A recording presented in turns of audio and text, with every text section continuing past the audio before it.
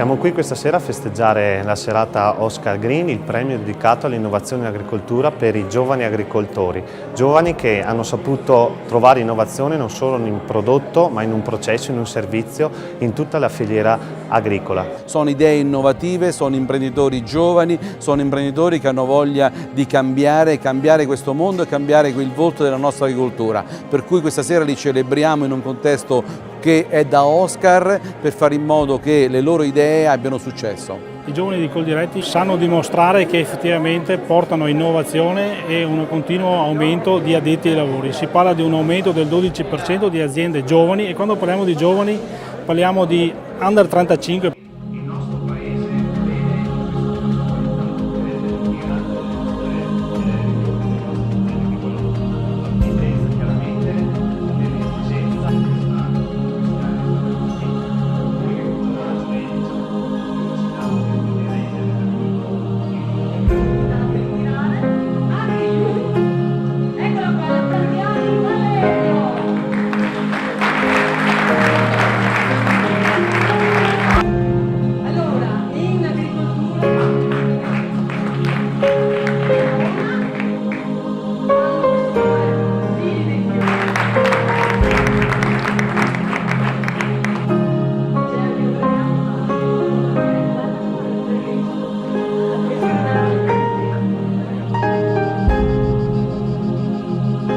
Quest'oggi per noi è una grande soddisfazione essere